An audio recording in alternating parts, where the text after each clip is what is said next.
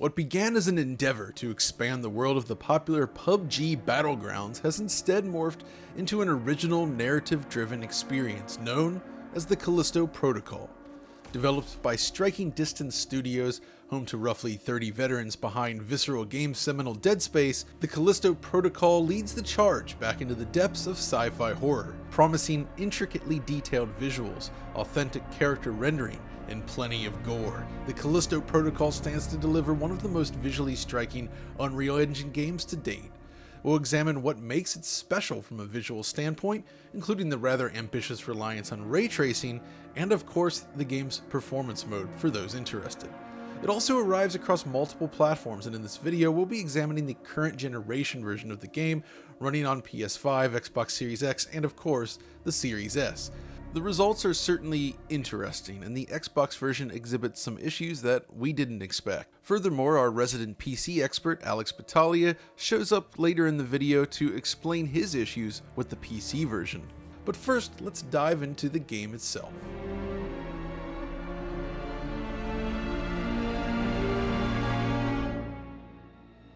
2008 marks a unique moment in the storied history of Electronic Arts.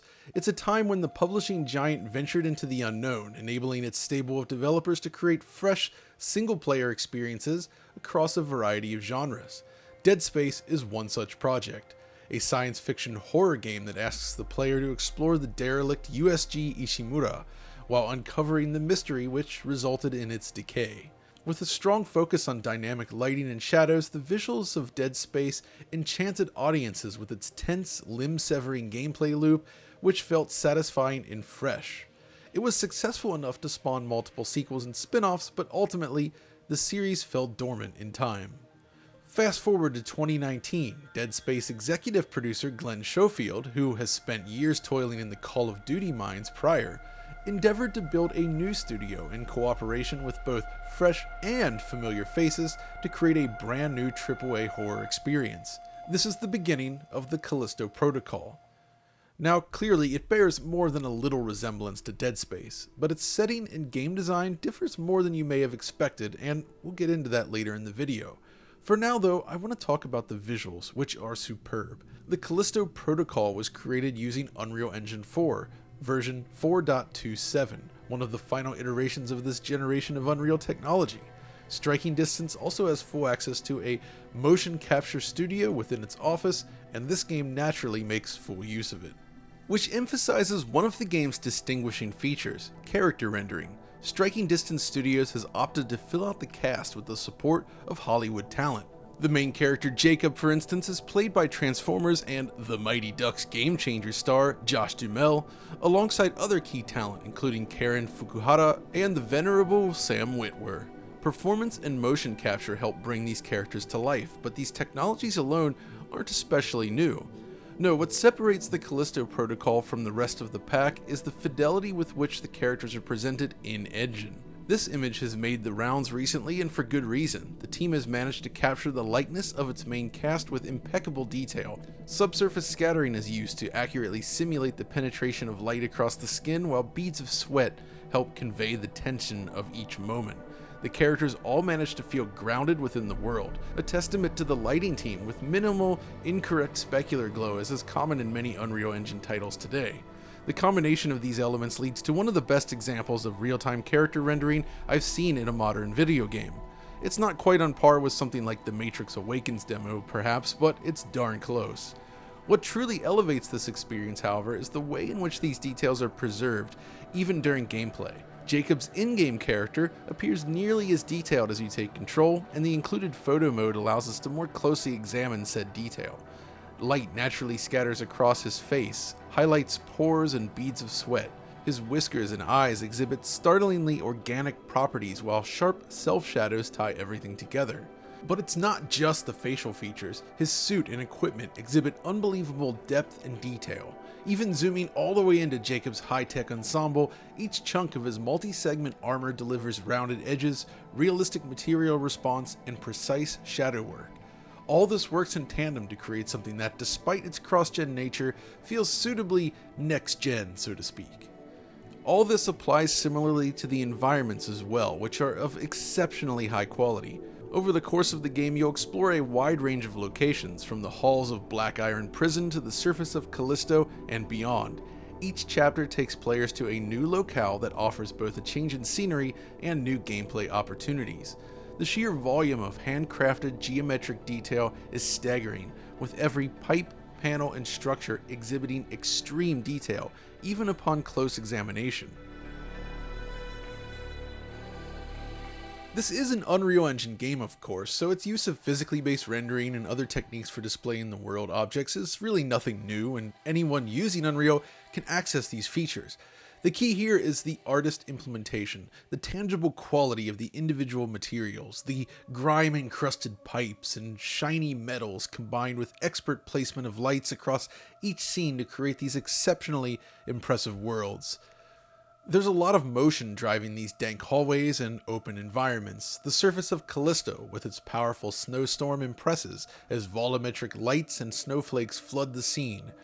Large diameter fans gently shake the camera as they violently spin, begging for the flesh of your enemies. The fans in particular highlight one of my favorite visual flourishes as well, motion blur with long shutter speed. This game relies heavily on motion blur to accentuate the animation. I think it looks fantastic in motion, and is just as effective when using the performance mode as it is in the quality mode, something many games often get wrong. The shutter speed here is dialed in beautifully. You can disable motion blur, of course, if you prefer, but I think these fan blades actually demonstrate why I like the effect so much. At least to my eyes anyway, it looks a lot more natural with motion blur enabled on the spinning fan than without. The game also features deformable snow. You can see it as the gate opens here, and again as Jacob walks forward and disturbs the snow himself. It's nothing new, of course, but it demonstrates a nice attention to detail. Another environmental detail that caught my eye is volumetric effects, such as the swirling smoke billowing across these hallways. The key here is that the artists and tech team have crafted what I believe to be one of the best looking Unreal Engine games ever made. It represents a mastery of technology and art that shines brightly throughout. Even with this high level of detail, level design remains surprisingly legible throughout. While each surface is indeed lovingly decorated, the path forward is never obscured by it. So what do I mean? Well, this is a problem modern games sometimes face, directing the player. I've spoken on this topic before, but let's say you're playing a game like Quake. Quake never explicitly tells the player where to go, right? But room geometry is simple enough that it's instantly clear where you can and cannot traverse. Most of your time is spent looking for ways to open those passages. But with modern games, the visuals have become so complex that even with careful art direction, many of these titles fall back on visible waypoints or objective markers to give the player an idea where to go next. With the Callisto protocol, however, the development team has opted to avoid this crutch altogether. There are no objective markers in this game. Instead, you're asked to carefully explore each environment while keeping foes at bay, which in turn ratchets up the tension. This feeling of learning each map layout, finding useful items to augment the already scarce resources, while discovering the way forward is extremely satisfying. It's also a tremendous achievement that requires very careful level design to avoid frustrating players while presenting a visually exciting environment. So the world detail is remarkable, but the lighting is crucial to both directing the player and building atmosphere. And at any point throughout the game, you're likely to encounter dozens of lights in a scene, with most lights casting dynamic shadows, at least when using the game's quality mode. So here's an example. When you first enter this room, you can go left or right. This door here is locked, but if you go to the right, you'll find an entire area to explore where you can find supplies. You'll then run into another dead end, leading you back down to the ground floor. But if you walk back towards the locked door, your eyes might catch this lit passage here, which you can crawl through. Despite being concealed in a corner here behind this crate, the game never needs to fall back on those objective markers. You need to properly explore your way, and the way it's lit helps you do just that. It's really level design 101, but you'd be surprised at how many games don't quite get this right these days. Oh, and while speaking of crawling through small spaces, check out the animation here for Jacob as he moves through this tunnel. The way he contorts his body, pulling himself through this area. It might be the finest animation I've seen for an air duct navigation sequence. In fact, animation in general is top tier throughout. Jacob has a real sense of heft while moving through the world. Melee combat is meaty and satisfying. Jacob bobs and weaves like a hungry boxer, dodging enemy attacks before winding up for a deadly strike to his torso. Everything from locomotion, melee combat, firearm combat, and beyond all feel exceptional. When using firearms, enemies exhibit per-limb hit reactions as well, with the expected stumble upon collision. It provides the feedback necessary for satisfying gunplay. Plus, there's plenty of custom animation featured in these bombastic, scripted sequences, like this one featured in a prior trailer that has the player careening down a water chute. It offers more control than expected. It's almost like playing a futuristic racing game, only you're dodging fan blades and pillars of death. It really showcases all lighting, animation, and effects work coming together. It's also true of the aforementioned cutscenes as well, which look simply superb in motion. Another key ingredient in the visual design of Callisto, however, stems from its reliance on hardware-accelerated ray tracing. If you're wondering why all pre-release footage has been shared at 30 frames per second, this is likely the reason. It looks a lot better. You see, when using the game's quality mode, Callisto features a combination of ray-traced reflections and hybrid ray-traced shadows, which combine traditional rasterized shadow maps with fine detail ray-traced shadows. In addition, the team has implemented something called ray-traced transmission, a feature applied to the translucent skin of your enemies, which in combination with reflections creates frighteningly realistic flesh. You can clearly see the veins and other intricate details through the surface. Thus far, console games offering multiple ray tracing features are relatively uncommon, so delivering reflections, shadows, and transmission while maintaining a high resolution is extremely impressive. Question is, are these features visually impressive enough to warrant playing at 30 frames per second? So firstly, with ray tracing enabled, reflections are used across the game, but this time, rather than applying exclusively to highly reflective material such as glass or metal, the developers have used a surprisingly low roughness cutoff. Basically, this allows more diffuse material such as stone or rough metal to exhibit reflective properties as well. The more diffuse a reflection though, the more expensive the process becomes, which is why it's surprising to see this in a console game. So here's a nice example. In this area we have this brightly illuminated vending machine, right? Well, if we turn around, note how the glow of the vending machine can be observed reflecting in the glossy surface of this broken glass. That's expected, but if we shunt the camera slightly to the left, notice that the reflection remains visible even in this highly diffuse cement.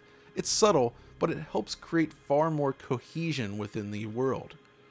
Using the game's introductory sequence, swapping between performance and RT mode, it becomes clear that the material response is more accurate and natural when using ray tracing. Pay close attention to the metal slats fastened to the wall, as well as the outer surface of the bench here. The diffuse reflection works in combination with the realistic metal material to create a far more accurate representation of what metal should look like. Glossy reflections are of course still present, such as mirrors used throughout the game, and the reflections are so nice that I even found myself nodding in approval upon witnessing the gloriously reflective toilet. Oh, what have I become? This glassy surface serves as a nice comparison point for how the screen space reflections compare to the ray traced ones. With SSR, you see the typical disocclusion artifacts, while the ray traced reflection shows the entire scene behind Jacob. It's this consistency that makes the largest difference, I think. There are so many shiny materials throughout the game, and you'll see them pop in and out of existence when using screen space reflections. It becomes even more evident when examining mirrors such as this. They try to simulate some sort of reflection in screen space, but it doesn't look great, I feel. Of course, in a horror game, shadows are also equally important. Quality mode introduces additional shadow casting lights and fine detail self shadows across the game, thanks to ray tracing. You can see in this segment, for instance, that ray-traced shadows help better ground Jacob within this scene. Given the lighting conditions, it's a far more realistic representation of light and shadow. From what I understand, the team did a lot of custom work within Unreal Engine, enabling a large number of lights per scene to cast shadows, and this goes a long way towards enhancing scene cohesion. Even details such as the raised lettering adorning Jacob's suit cast proper shadows when using this mode, something completely absent in the performance mode. The key here is that ray-traced shadows can influence the look of different scenes to a greater degree than you might expect. Like here, this area is evenly lit when the spotlight passes by the player, but with ray tracing enabled, the scenery occludes the light instead, resulting in shadows being cast. It drastically alters the mood of this specific scene, and it's something you'll find throughout the game. There's just so many more shadows being cast when using quality mode, and it does make a difference. The point here is that while it does still look great in performance mode, I feel that this is one instance where 30 frames per second becomes an acceptable sacrifice in favor of visual fidelity. Not everyone will agree, of course, which is why options like this are so crucial, but that's my take on the situation. Okay, so at this point I think we've established that the Callisto Protocol is a fantastic looking game. The cast of characters have been lovingly realized, the disgusting creatures you face off against are revoltingly detailed, and the environments are stunning. There's also a lot of impressive gore effects that I'd love to show off here, but you know how YouTube is these days. With this game pushing so much technology though, it begs the question, how does it look and run across its different platforms? This game is available after all across all modern consoles and the PC, excluding Nintendo Switch. For this video though, we only had access to the current generation versions of the game, PlayStation 5, Xbox Series X and S, and the PC. When using PlayStation 5 or Xbox Series X, players are presented with an option between a quality mode and a performance mode. The difference primarily centers on the addition of ray tracing, which is disabled in performance mode, but certain other effects such as these clouds of smoke exhibit a reduction in resolution as well. Both consoles utilize dynamic resolution scaling. I found pixel counts between 1440p and 1728p being the most common, but it's highly variable. Unreal's temporal upsampling helps clean up the final image, however, and it looks very sharp in each mode on a 4K display. The Xbox Series S in comparison does not offer a performance mode or ray tracing, and its dynamic resolution target is much lower, hovering closer to 1080p in my testing. It's noticeably blurrier as a result, but it's not just the image quality that suffers. Series S features lower resolution textures, most evident in scenes like this, does not use features such as subsurface scattering, and generally just looks worse overall. That's not to say it's a bad looking game, it's still beautiful, but it lacks the fidelity of the more powerful machines. I also encountered a strange bug on the Series S. After triggering this elevator, I went to run to the new passage, and this happened. It basically teleported the elevator back up to the top, but with a closed gate that I could not cross. It effectively soft-locked the game. Strange. Unfortunately, as of launch day, the Xbox version has another deficiency that I didn't anticipate. The issue? Ray-traced reflections are currently non-functioning. Ray-traced shadows are present, but reflections are handled exclusively in screen space, so it's basically missing half the functionality compared to PlayStation 5. The Series X version also has this orange fog issue, and it's a glitch we were able to reproduce on the PC as well. It seems as if the fog is not correctly receiving color information from the environment around it. We've passed this information along to the development team, however, and hopefully it will be addressed soon via a patch. Until that day, however, the PS5 version has a significant edge in terms of visual quality, again, as of launch day. Beyond this though, the two versions are otherwise comparable in terms of visual quality, which is to say, they look excellent. When we get to the performance, however, things become more interesting. So the first question I'd imagine many people want to know is how the performance mode stacks up. The game has really only been shown running at 30 frames per second, so is it actually possible to play at 60? Well, the answer is yes, but with some caveats. Essentially, both the Xbox Series X and PlayStation 5 exhibit inconsistencies during play, but by and large, they're generally small enough that you won't necessarily feel them, especially with VRR engaged. They are there and do detract slightly from the presentation, but still, it does mostly hit its 60 frames per second target. Unfortunately, there are some scenes which exhibit noticeable drops below this mark. They tend to clear up rather quickly, but they certainly do detract from the fluidity of the experience. Now, given how demanding the game seems to be, I'm not entirely surprised by these hiccups in performance, which are likely related to CPU. And in this mode, I would say the Xbox and PS5 versions are roughly equivalent to one another. I was able to progress much further on PlayStation 5 for reasons that will become clear momentarily, allowing me to uncover various scenes and scenarios with performance hiccups. So I can say that while these drops are disappointing, they're still infrequent enough that it winds up feeling predominantly smooth. If the issue was more persistent throughout the game, the situation would be a lot different, but as it stands, the performance mode is a solid way to enjoy the Callisto Protocol. But it's when we get to the quality mode that things start to get a little weird. Basically, during most of my testing, this is how the Series X version ran. That is to say, many scenes were running below the 30 FPS mark, consistently so. I raised the issue with the developers, though I'm unsure if this actually made any difference, but they did suggest that a Day Zero patch would come along and solve the problem. The caveat there is that you would need to delete your save after installing the patch. It turns out this is indeed the case, but only partially. Essentially, the severe drops below 30 FPS have indeed been corrected just as promised. It's still lacking the ray traced reflections, of course, but it's a lot more stable now. Unfortunately, there's still areas which exhibit drops below 30 frames per second, such as this central area in the prison, and this does have a negative impact on the overall experience. The fact that it still drops frames, even when missing a key rendering feature, is a little surprising, so I'd have to suggest sticking with the performance mode, specifically in the case of Xbox. Now, the reason this feels so strange is that PlayStation 5 does have ray traced reflections and still managed to run consistently faster throughout the entire review period, including right after we got the review code. The quality mode is extremely stable on PS5 most of the time. I actually played through the entire game using this mode initially, and outside of a handful of heavier areas where I did notice some drops, the frame rate remained very stable.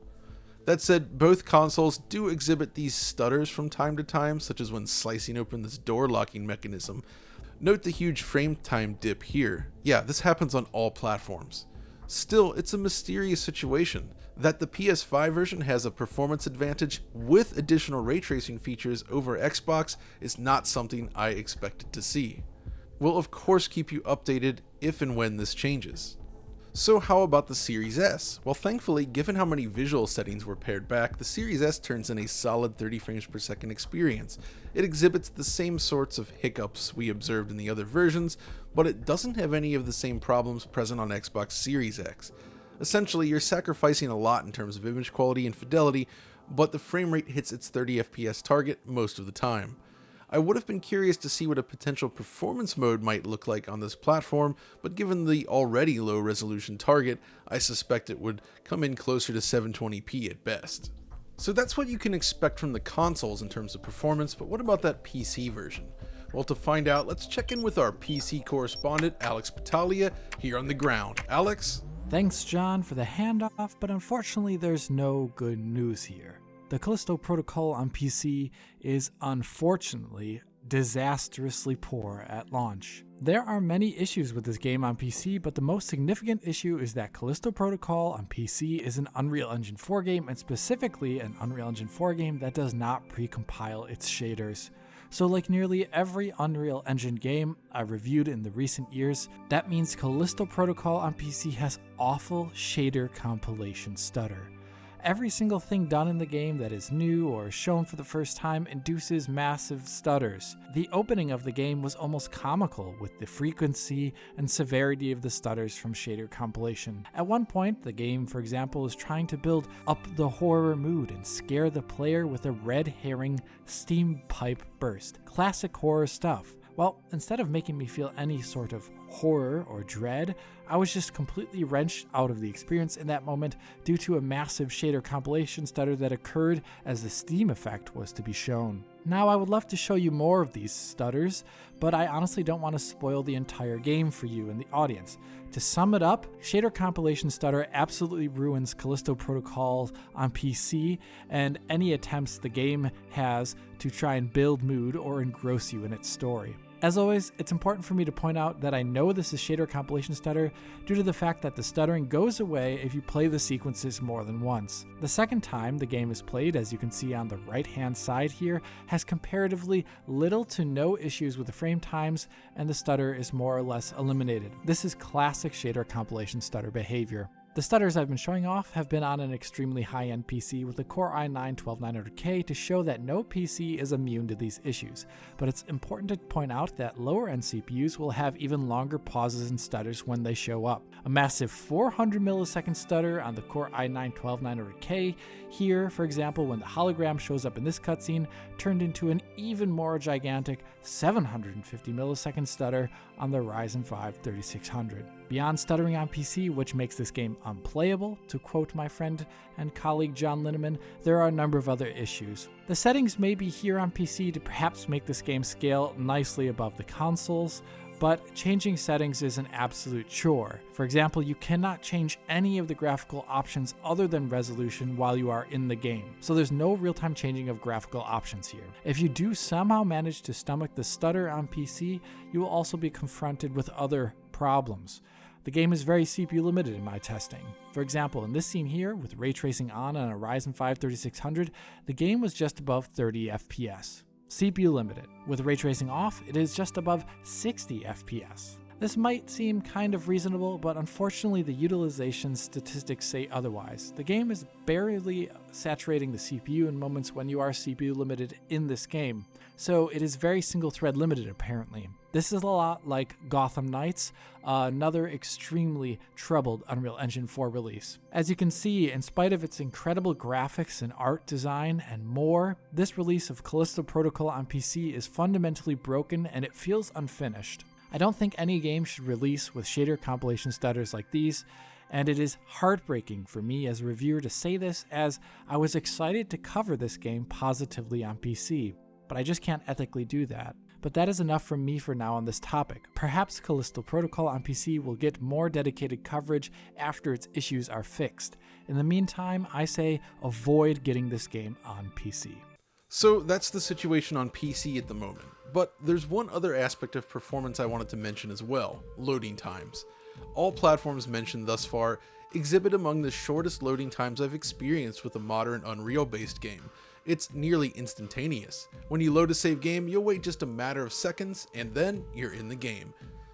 As a result, the entire experience feels completely seamless from start to finish, even if you quit and reload a save. It's fantastic.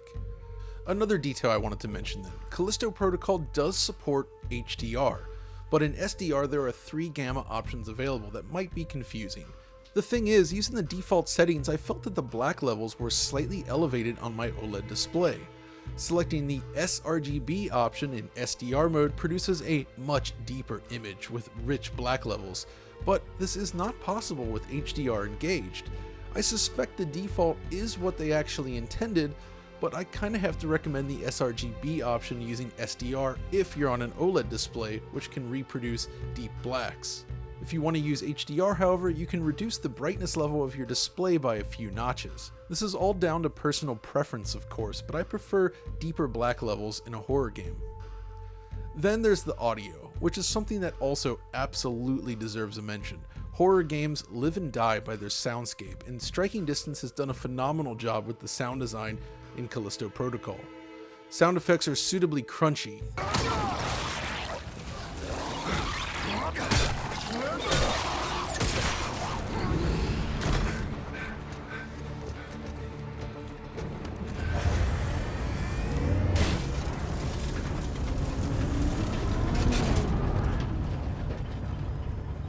Dialogue is crisp and easy to understand. I'll be back. What? Wait. Hey! Hey! And the game makes remarkable use of rear channels in a surround sound setup, something you really can't take for granted these days. Positional audio helps tremendously when it comes to both pinpointing the location of enemies and building atmosphere. I was also impressed with the dynamic music score. To demonstrate it, I've captured a sequence of gameplay with dialogue and sound effects completely muted. Pay attention to the music as it tries to frame the action based on your actions.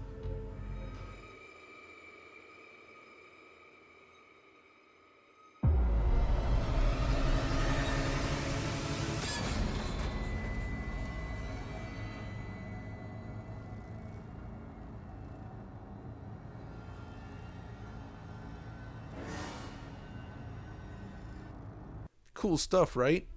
Furthermore, the game makes excellent use of 3D audio when using headphones specifically on PlayStation 5. I'm more of a home theater user myself, but can't deny that the headphone experience is top-notch in this game.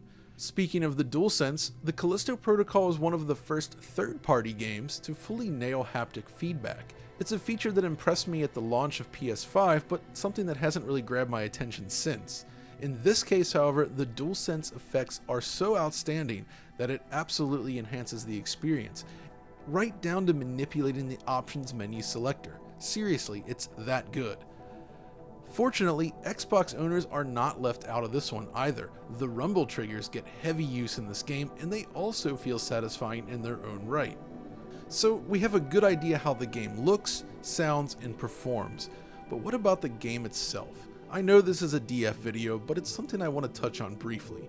You see, as mentioned earlier, the Dead Space comparisons are all but inevitable, but in actuality, this is a very different game. Callisto is built primarily around its melee combat system, with firearms becoming increasingly valuable and critical as the game progresses. There's a nice rhythm to the combat. Dodging isn't driven by explicit timing windows, but knowing when to dodge and when to attack absolutely matters. In addition, you'll have the option to stealth kill certain enemies, not unlike The Last of Us, and use this anti-gravity glove thing, allowing you to snatch foes and fling them into moving objects. Balancing the use of your tools and resources is critical. When outnumbered and low on supplies, finding ways to draw enemies into danger is important, as is knowing when to shoot and when to batter with your club. As noted earlier, there are no objective markers in this game, and while the structure is linear in design, areas are still reasonably large with many branching paths. The gameplay loop basically involves searching for supplies while figuring out how to proceed through the immediate area while dealing with increasingly hostile situations. You can upgrade your gear along the way to get an edge, but it pulls no punches. It's a very challenging game, and I mean that in a good way. Furthermore, it does a great job of slowly rolling out new equipment, weapons, enemy types, and scenery. It keeps the gameplay feeling fresh many hours into the game, more so than Dead Space, I'd argue.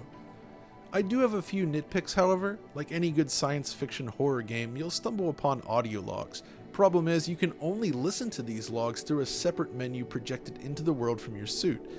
The menu does look nice, but audio logs themselves will stop playing if you attempt to close the menu, which is unfortunate. Furthermore, they clearly poured a lot of time and effort into building this diegetic interface, a lot like Dead Space, which does look great, but early in the game, you're often presented with these static tutorial cards, which feel largely out of place. The abruptness with which they appear makes me wonder if it's something that was added late in development to aid potentially frustrated testers. All told though, walking away from the Callisto Protocol, I feel that Striking Distance has delivered exactly what I had hoped for. A killer story-driven sci-fi horror game with cutting-edge visual design.